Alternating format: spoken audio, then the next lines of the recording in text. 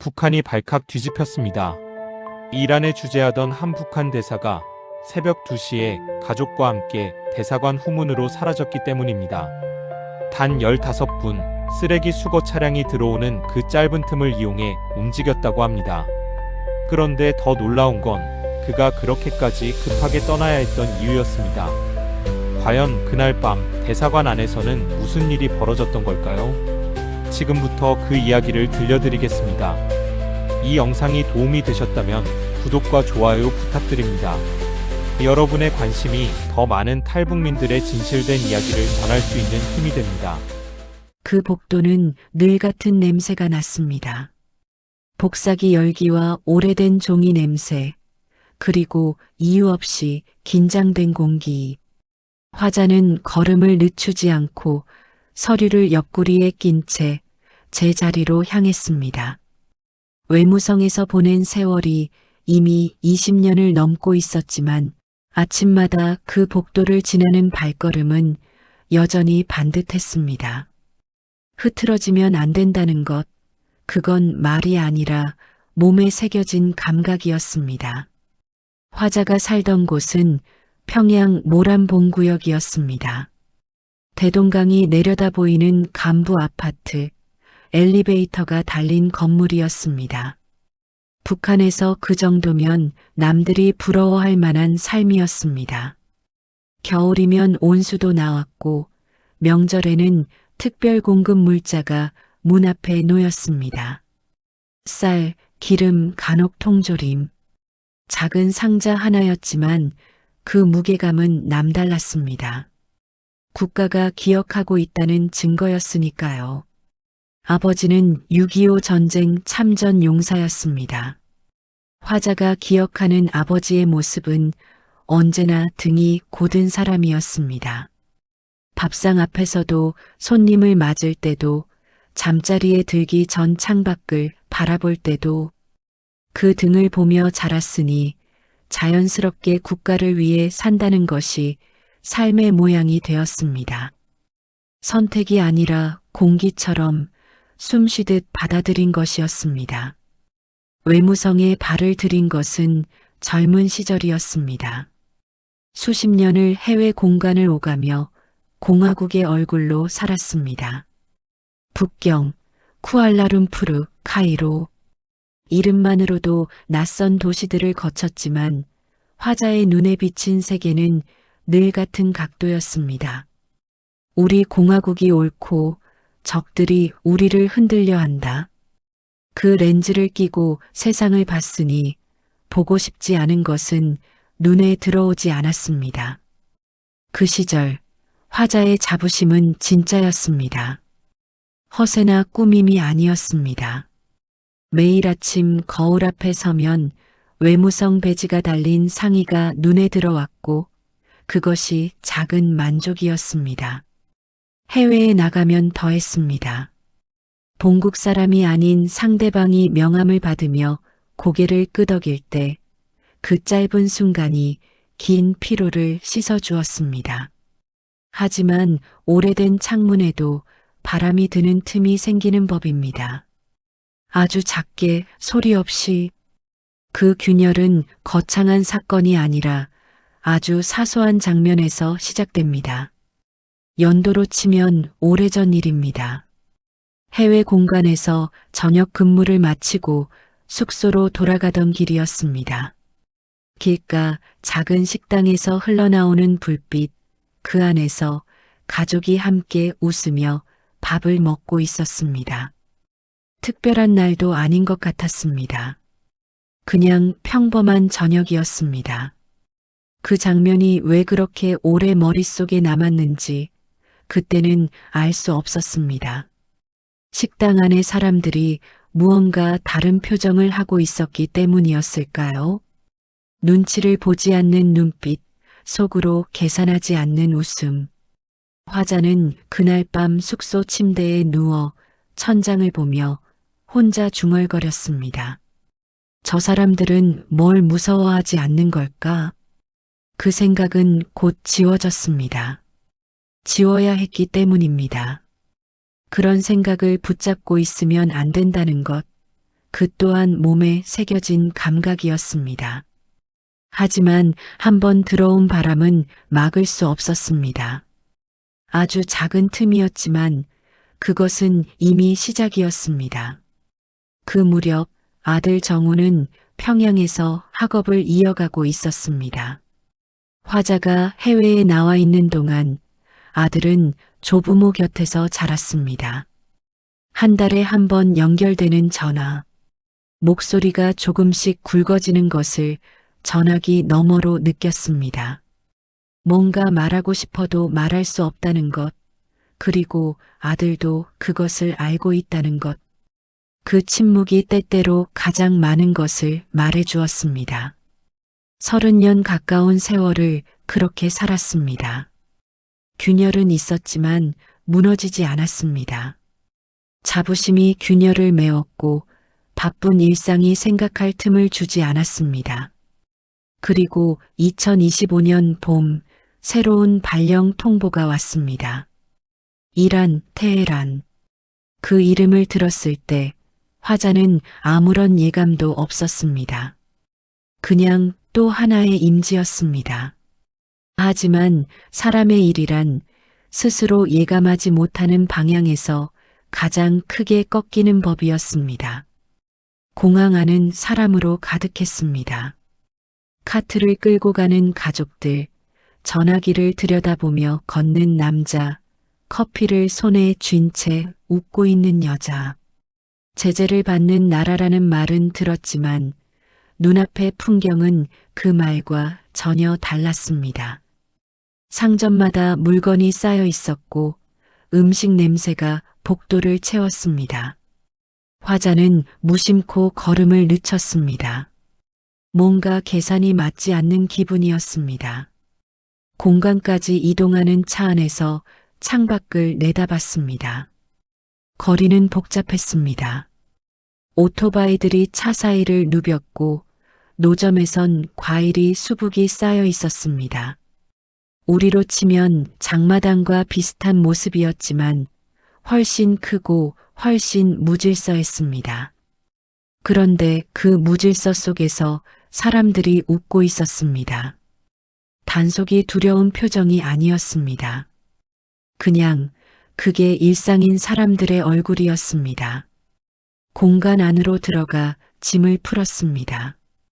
방을 배정받고 책상 앞에 앉았습니다. 그때 직원이 말했습니다. 인터넷은 이쪽 단말기로 자유롭게 쓰시면 됩니다.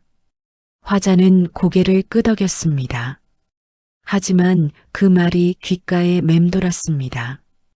자유롭게. 그 두 글자가 왜 이렇게 낯설게 들렸을까요? 화자는 한동안 그 단말기를 쳐다보지 않았습니다. 가까이 가면 안 된다는 감각이 있었습니다. 수십 년 동안 몸에 새겨진 것이었습니다. 보면 안 되는 것, 알면 안 되는 것이 있다는 감각. 그게 습관이 되어 있었으니 손이 먼저 멈칫했습니다. 하지만 일주일이 지나고 2주일이 지났을 때 어느 저녁 혼자 사무실에 남게 됐습니다. 화면을 열었습니다.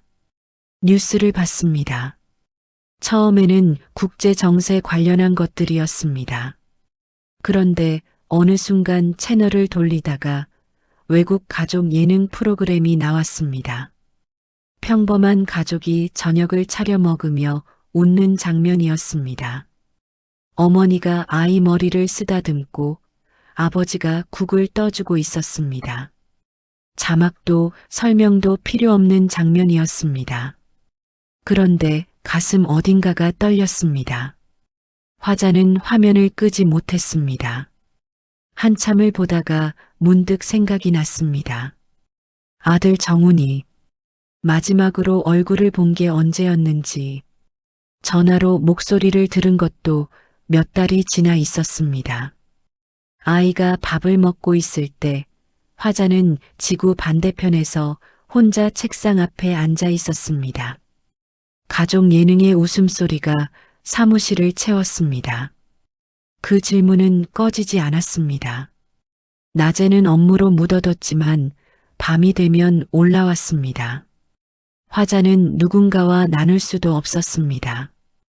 공간 안에서 그런 말을 꺼내는 건 위험한 일이었습니다. 그냥 혼자 삭혀야 했습니다. 50대를 훌쩍 넘긴 사람이 낯선 나라의 밤에 홀로 앉아 가족 방송을 보며 마음이 흔들리고 있었습니다. 스스로도 그게 어색했습니다. 그 무렵 아내에게 보내는 편지 대신 쓰다 만 메모들이 서랍에 쌓이기 시작했습니다. 보내지 못한 말들이었습니다. 밥은 먹었냐? 딸은 잘 있냐? 정훈이 공부는 어떠냐? 짧고 평범한 문장들인데 왜 그것들이 그렇게 쓰기 어려웠는지, 보내지 못하고 접어서 넣어두는 그 동작이 화자의 하루 끝에 담긴 전부였습니다. 2025년의 가을이 다가오고 있었습니다. 세계 정세가 흔들리기 시작했고 뉴스마다 긴장의 온도가 높아졌습니다. 화자는 그 소식들을 보면서도 표정을 바꾸지 않았습니다. 외교관의 습관이었습니다. 하지만 안에선 달랐습니다. 가슴 한쪽에서 무언가 조여들기 시작했습니다. 이유를 말할 수 없는, 그러나 분명히 느껴지는 무게였습니다. 화자는 매일 아침 뉴스를 보는 것이 습관이 됐습니다. 외교관으로서 세계 정세를 파악하는 건 업무였지만 그의 가을은 달랐습니다. 평소와 다른 무게가 뉴스 속에 실려 있었습니다. 전쟁이 가능성이 아니라 현실로 거론되기 시작했고 국경이 닫히는 속도가 빨라졌습니다. 공간 안에서도 표정들이 달라졌습니다. 누구도 먼저 말을 꺼내지 않았지만 눈빛에서 읽히는 것이 있었습니다. 화자는 테헤란에서 평양을 생각하는 시간이 늘어났습니다. 세계가 흔들릴수록 그 흔들림이 평양에 있는 사람들에게 어떻게 닿을지가 머릿속을 떠나지 않았습니다. 특히 정훈이, 아들 정훈은 그 시절 평양에서 간부 학교를 다니고 있었습니다. 원래 한 달에 한 번은 전화가 됐습니다. 짧은 통화라도 목소리를 들으면 그날은 마음이 놓였습니다. 며칠이 지났습니다. 답은 짧았습니다. 화자는 그 문장을 몇 번이나 다시 읽었습니다. 조사 중, 두 글자가 눈앞에서 흔들렸습니다. 북한에서 조사 중이 무엇을 의미하는지 그 누구보다 잘 알고 있었습니다. 수십 년을 그 체제 안에서 살아온 사람으로서 그 말이 얼마나 무거운지를 순식간에 등골이 싸늘해졌습니다. 그날 밤 화자는 밥을 먹지 못했습니다. 숙소방에 앉아 불도 켜지 않은 채 한참을 있었습니다. 어두운 방 안에서 아들이 처음 걸음마를 떼던 날이 떠올랐습니다. 두 손을 내밀어도 좀처럼 발을 떼지 않던 아이. 마침내 비틀비틀 한 발을 내딛다 넘어지고 울지도 않고 다시 일어서던 그 모습. 그게 아이의 전부였는데 그게 이제 조사를 받고 있다는 것이었습니다. 화자는 이유를 알 수 없었습니다. 정훈이 무엇을 했는지, 누가 무슨 말을 했는지, 어디서 어떻게 걸린 것인지. 북한 체제에서는 이유가 없는 경우도 많습니다. 연루된다는 것, 그 자체가 이유가 되기도 합니다. 해외에 나온 아버지가 이상한 것을 봤을 수도 있다는 것, 그것만으로도 충분한 경우가 있다는 것을 화자는 알고 있었습니다.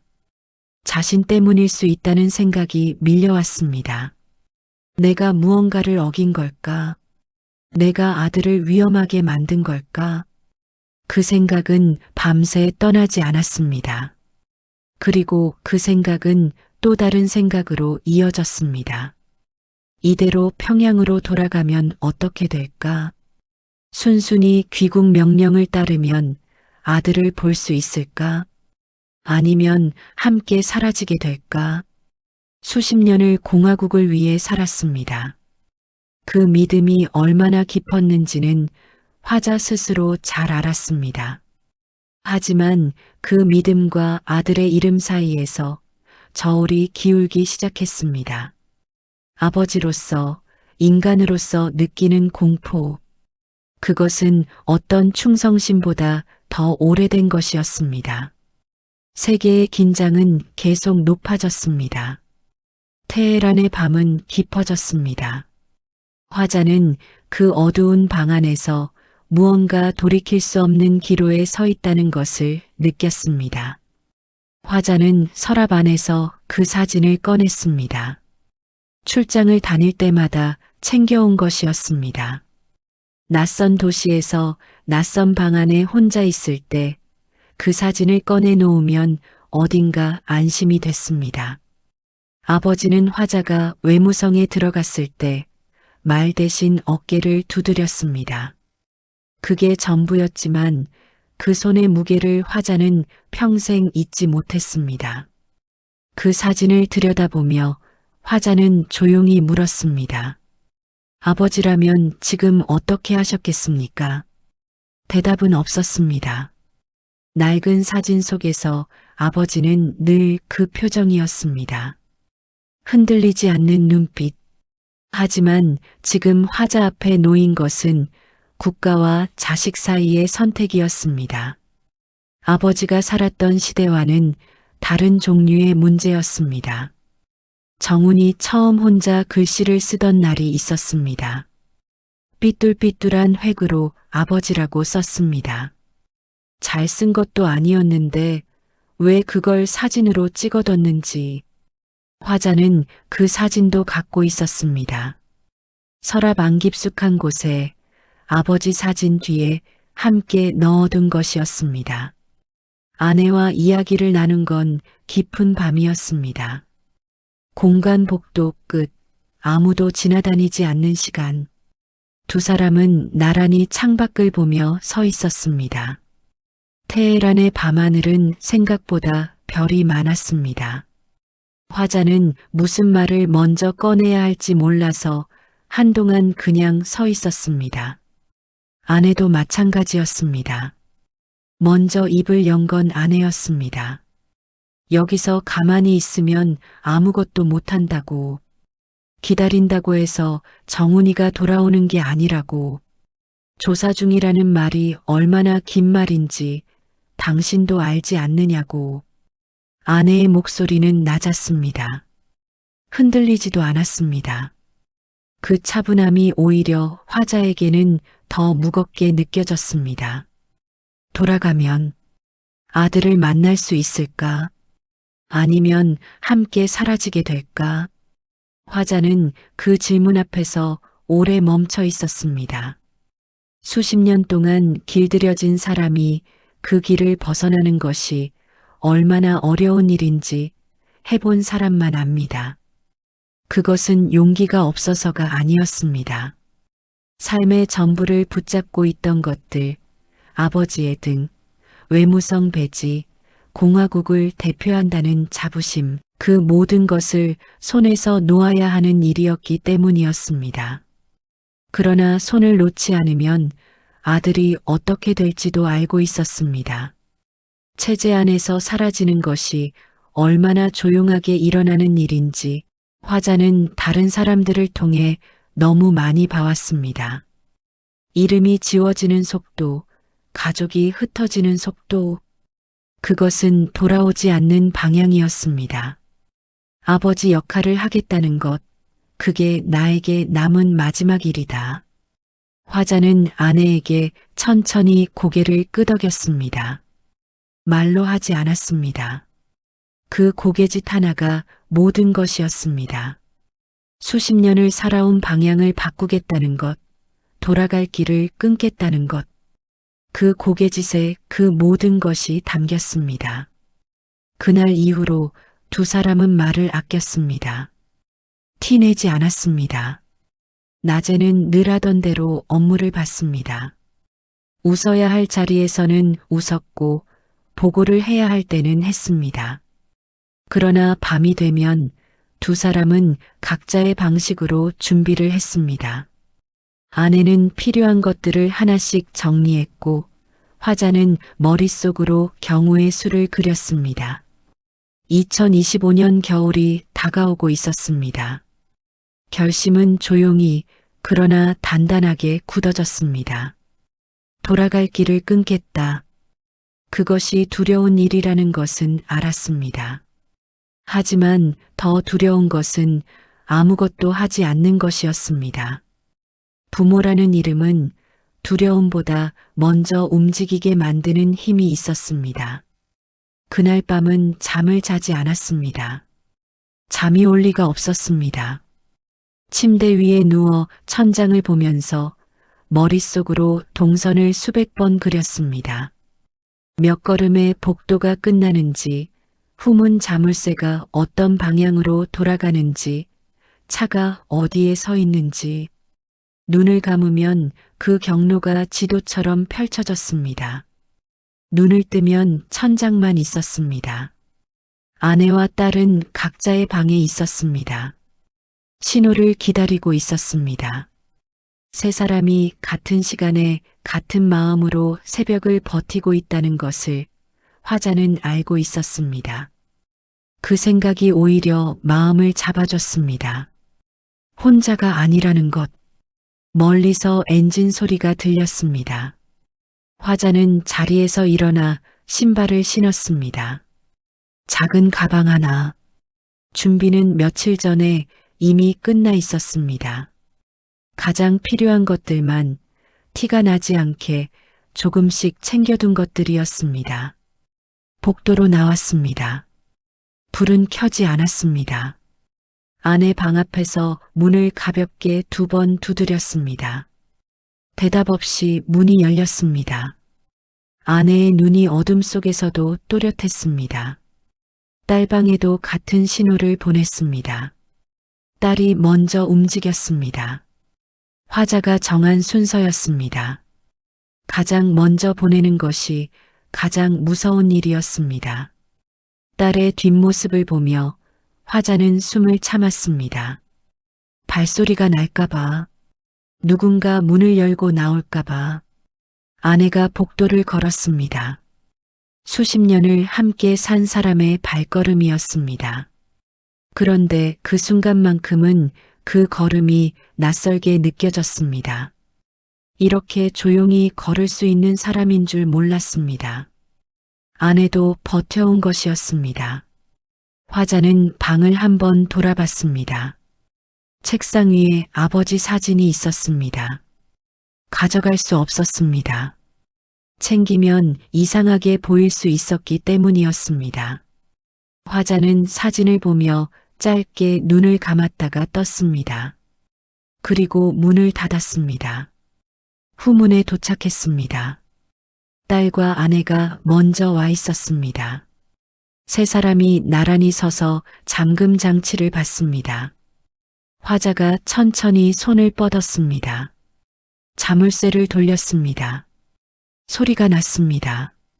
아주 작은 소리였지만 그 순간에는 온 건물이 들을 것 같았습니다. 제발, 제발, 아무도 나오지 마라. 문이 열렸습니다. 밤 공기가 얼굴을 때렸습니다. 차가웠습니다. 겨울 테헤란의 새벽 공기였습니다. 딸이 먼저 나갔습니다. 아내가 나갔습니다. 화자가 나오며 문을 당겼습니다. 소리 없이 닫혔습니다. 차가 어둠 속에서 기다리고 있었습니다. 이미 합의가 된 사람이 운전석에 있었습니다. 세 사람이 탔습니다. 차가 천천히 움직이기 시작했습니다. 화자는 뒤를 돌아봤습니다. 공간 건물이 어둠 속에서 멀어졌습니다. 30년을 바친 자리였습니다. 그 건물에서 수백 장의 보고서를 썼고 수백 번 전화를 받았고 수백 번 명령을 따랐습니다. 그 15분이 화자의 인생에서 가장 긴 시간이었습니다. 차 안에서 아무도 말하지 않았습니다. 딸이 아내의 손을 꼭 쥐고 있었습니다.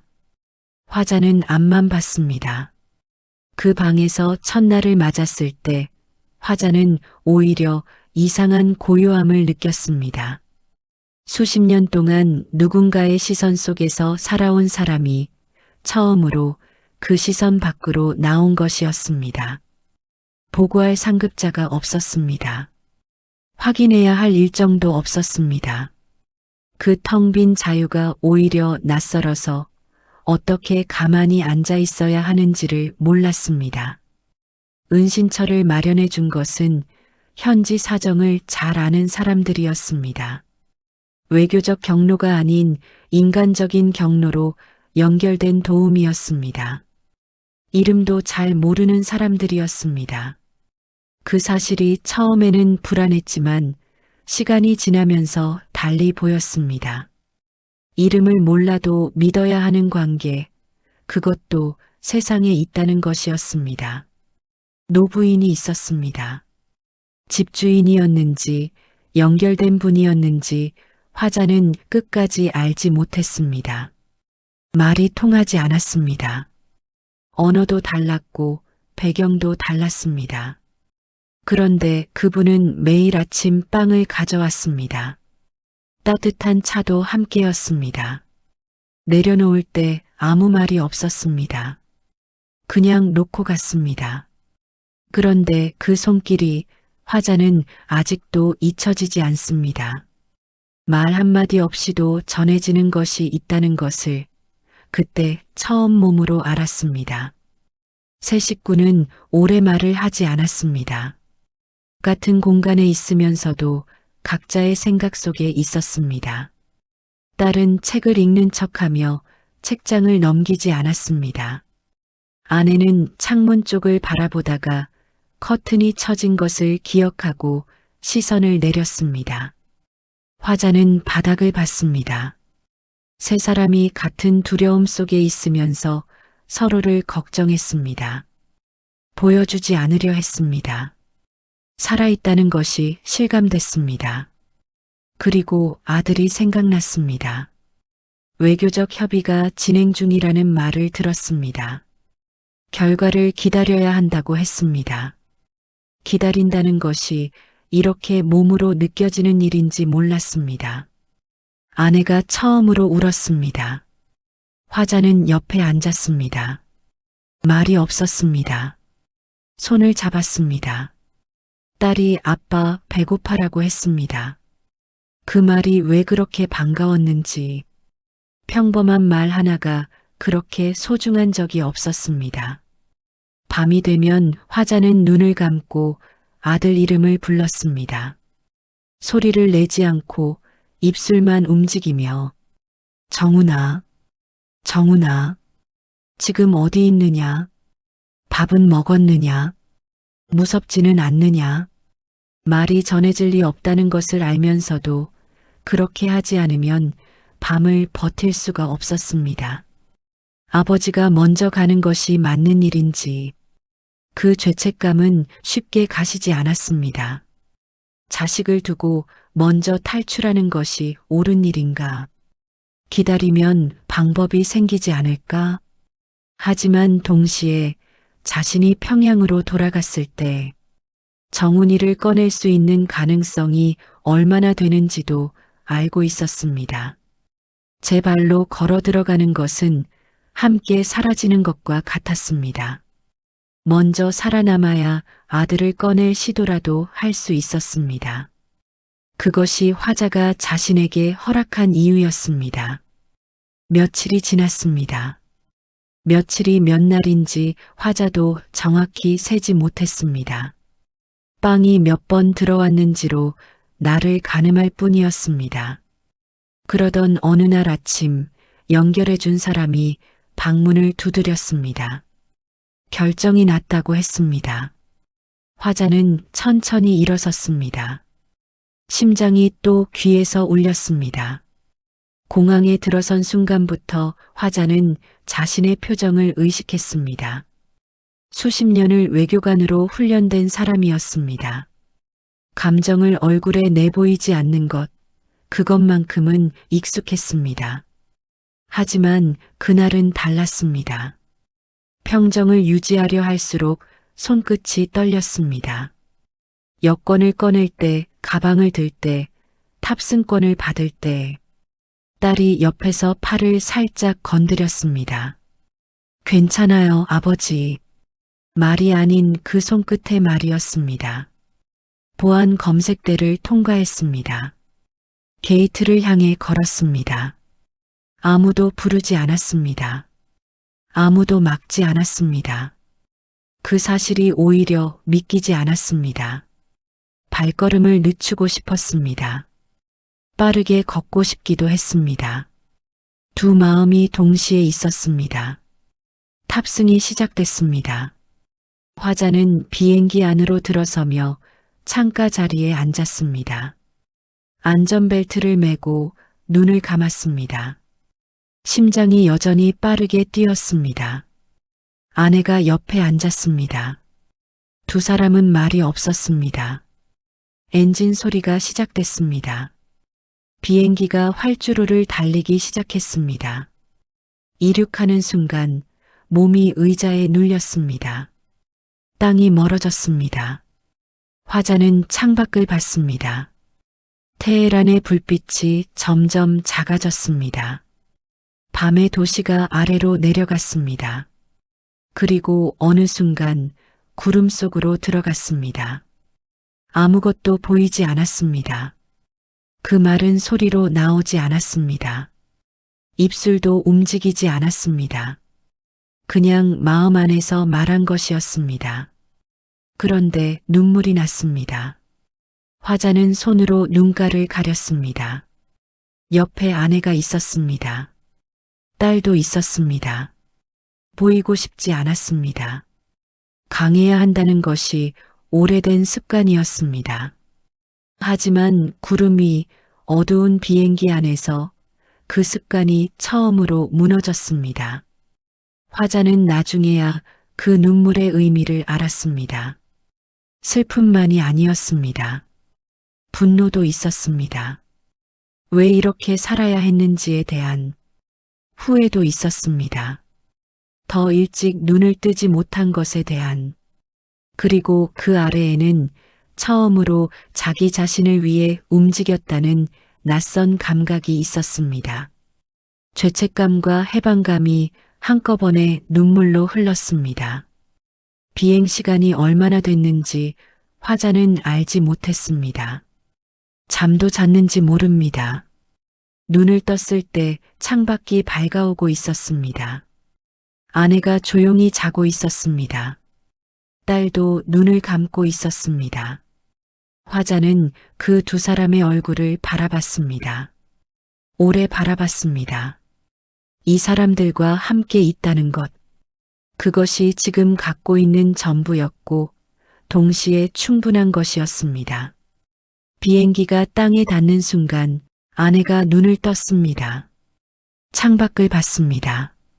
그리고 천천히 자리에서 내려앉아 손으로 바닥을 짚었습니다. 살았구나. 그 말을 들은 순간 화자의 눈에서 다시 눈물이 흘렀습니다. 이번에는 가리지 않았습니다. 공항 바닥에 무릎을 꿇고 앉은 아내 옆에 화자도 주저앉았습니다. 딸이 두 사람을 안았습니다. 세 사람이 인천공항 한 귀퉁이에서 아무 말 없이 그렇게 있었습니다. 새벽 공기가 코끝을 찔렀습니다. 한국의 공기였습니다. 낯설고 차갑고 그러면서도 이상하게 낯익은 공기였습니다. 같은 말을 쓰는 사람들이 사는 땅이었습니다. 수십 년 동안 적이라 배웠던 곳이었습니다. 그런데 지금 그 땅이 발 아래에 있었습니다. 여기서 다시 시작하는 것이다. 눈을 떴을 때 아무도 오늘의 일정을 통보하지 않았습니다. 보고서를 제출하라는 연락도 없었습니다. 그냥 아침이었습니다.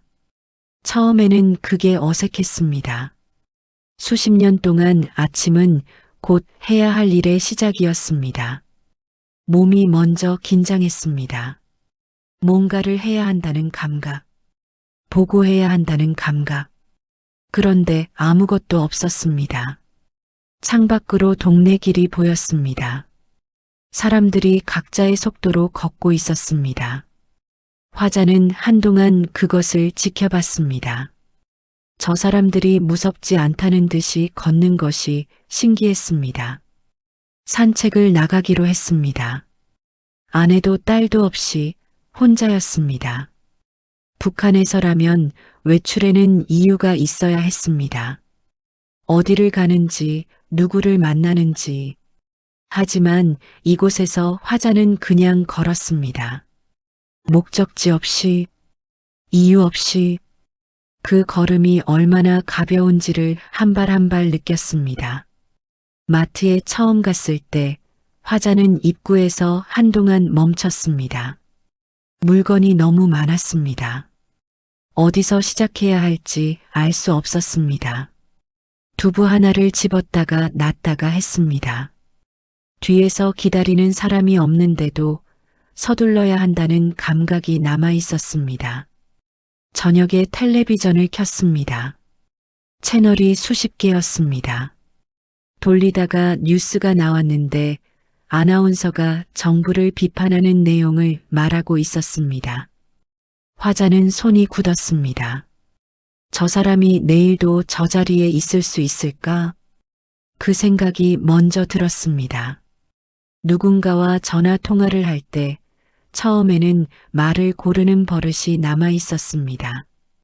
이 말을 해도 되는지, 이 이름을 꺼내도 되는지, 전화를 끊고 나면 했던 말을 다시 떠올렸습니다. 잘못된 말은 없었는지, 오래된 두려움은 그렇게 천천히 사라집니다. 딸이 새벽에 편의점에 갔습니다. 화자가 모르게 나갔다가 들어왔습니다.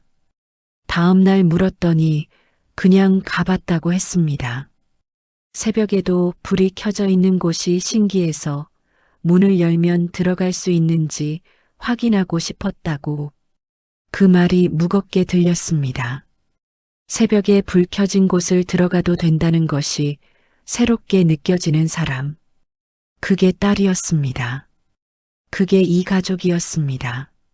눈치 보지 않고 말할 수 있는 것. 원할 때 원하는 것을 볼 수 있는 것. 새벽에 밖을 나가도 되는 것.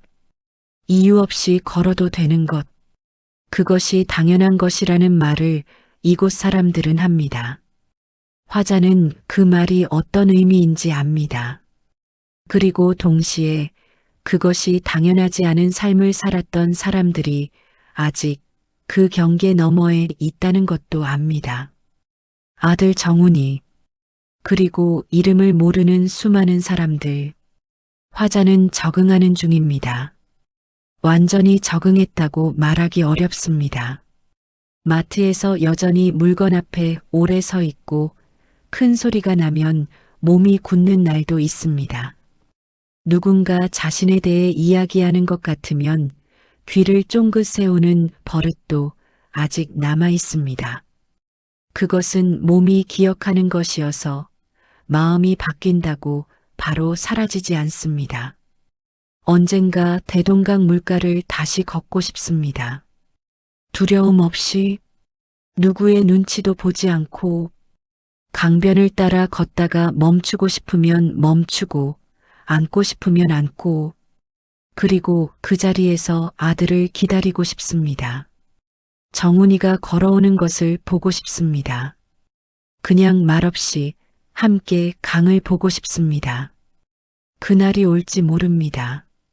멀지도 모르고 영영 오지 않을 수도 있습니다. 하지만 살아있어야 기다릴 수 있습니다. 이곳에 있어야 목소리를 낼 수 있습니다. 화자가 이 이야기를 전하는 이유가 그것입니다. 자신의 삶이 특별해서가 아니라 아직 목소리를 낼 수 없는 사람들 대신에 그 사람들이 있다는 것을 알리기 위해서 그날까지 화자는 이 이야기를 계속 전할 것입니다. 정훈아, 아버지, 여기 있다. 여러분, 사람이 말입니다. 평생 믿고 살아온 길을 스스로 부정하는 순간이 있습니다. 저는 오랫동안 공화국의 외교관이었습니다. 정장을 입고 국기를 뒤에 두고 나라를 대표한다고 믿으며 살았습니다. 그런데 2025년 세계가 요동치던 그 시기, 뉴스마다 긴장과 충돌 이야기가 흘러나오고 평양에 남겨둔 아들의 소식이 끊기던 그때, 저는 처음으로 깨달았습니다. 제가 지키려던 것이 정말 가족보다 앞설 수 있는가. 그 새벽 15분, 문을 나서는 순간 저는 외교관이 아니라 그저 아버지였습니다. 지금 저는 조용한 아침을 맞이합니다. 눈치 보지 않고 하늘을 올려다보고 하고 싶은 말을 조심하지 않고 꺼낼 수 있는 삶. 그게 이렇게 어려운 일인 줄 몰랐습니다. 아들은 아직 소식이 분명하지 않습니다. 그래도 저는 믿습니다. 어딘가에서 살아있을 거라고. 그리고 언젠가, 정말 언젠가, 대동강 물가를 자유롭게 걸으며 아들과 다시 만날 날이 오기를. 그날까지 저는 이 이야기를 멈추지 않겠습니다. 여러분, 이 이야기가 마음에 남으셨다면 조용히 구독 한번 눌러주시고 댓글로 여러분 생각도 남겨주십시오. 여러분의 한마디가 누군가에게는 용기가 될지도 모릅니다. 고맙습니다.